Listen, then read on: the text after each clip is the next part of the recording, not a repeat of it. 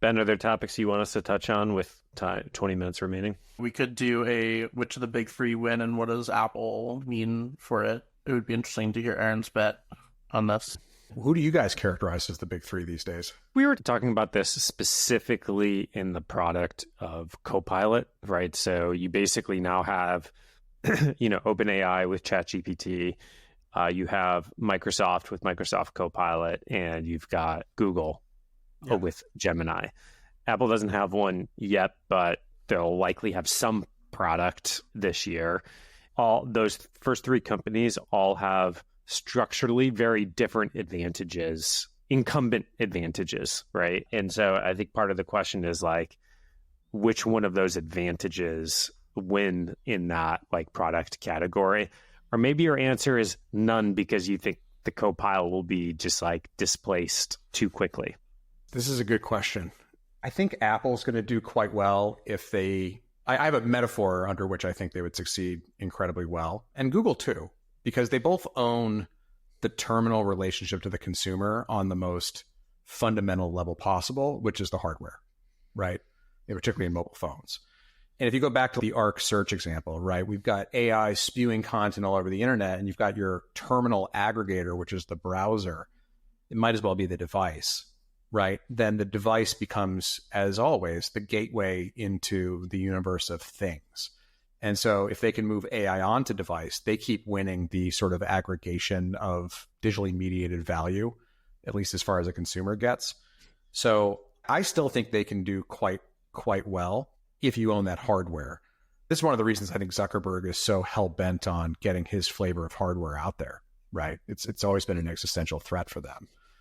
If you're anywhere else, I think it's up for grabs. I don't know if I've answered your question satisfyingly. Yeah. But... Well, I mean, connected to the conversation earlier is that when Fareed and I were discussing this before, I think the answers were mostly on like Google and Microsoft because of distribution advantages. But I think what we were just talking about was maybe creativity wins in this world, right? And I think in terms of creativity, OpenAI still has that advantage because they're still attracting the top talent in the market. The best, yeah. Despite a bit of chaos and other things. And maybe because of it, actually. If you are the noisiest with the coolest things, you attract the best talent.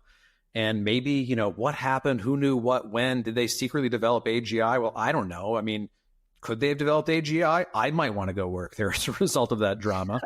So we know in this modern world of content that divisive, polarizing, sensational content wins eyeballs, whether we like it or not. People who are creative and bold, I think, always have had an advantage. The internet amplifies that. I do think the end user hardware winners here shouldn't be going away anytime soon. So Google's core business might go as we know it, but as long as they can maintain their lead with Android, can they? Maybe that's Sam Altman's play of, building a device with Johnny Ive, right? Yeah. I think everybody is smart to be exploring these new devices because if the end user experience is up for grabs, obviously you control everything downstream to some level. What form factor it is it a phone? Is it the Vision? Is it a pin? We just don't know yet. I love my Vision, but it's not there yet. Like Apple's going to conquer just yet. My sort of views on this are that I think Google's advantages are overstated.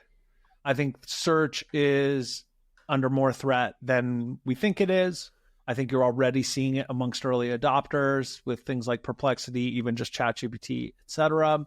And I think that Google's got a lot of rational reasons to avoid doing certain kinds of things because of that will be very hard for them to manage.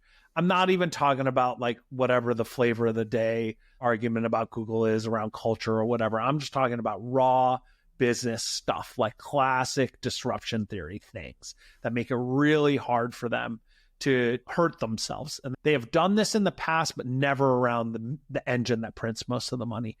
I think Microsoft doesn't have those. And they have the added benefit of getting everything that OpenAI ever does as part of their tool. They have an install base around it for Copilot type things.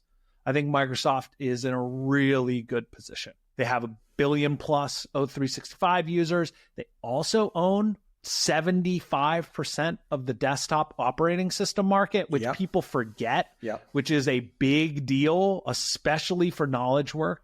And there's a lot you can do if you're just the operating system.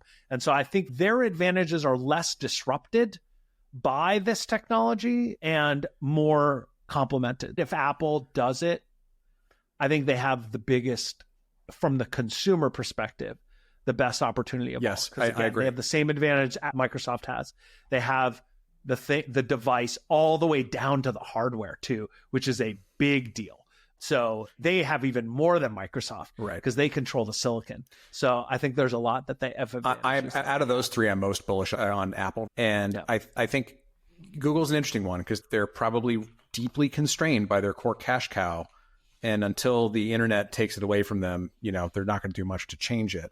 Microsoft, I'm a little less bullish on. I'm glad they're diversified in a way, and this is very dystopian, right? Like what would take Microsoft down would be if digital office workers, or if office workers went down in numbers and digital office workers went up. What is the value of the Microsoft Office ecosystem and their desktop ownership? Is that nearly as meaningful? This is the stage 3 concern. But if you have agents running browsers, doesn't matter if those browsers are on Linux or not. And we have open source browsers. So, then they better have really won with the Azure compute play here, right? And so Amazon, we didn't talk about them. I think as long as you're selling compute, like it's a race to the bottom for tightest margin, but that's the game they've played on retail. That's the game they're playing with compute. They'll be okay until, I don't know, something happens with regulation or God knows what. So I think I'm most bullish on Apple in refining this, with the second being Microsoft. Yeah, so it's like 2 to 3 year time frame. I think that's, well, maybe we're wrong about all the time frames. I think of the problems you're talking about as being longer game. I think this is 5 to 10 years. I think you're going to see one of these giants suffering to the point where we know that they're really in trouble. Yeah. Like obvious I think consensus. Apple's disadvantages are their desire to control the end-to-end experience is both a benefit and a detriment.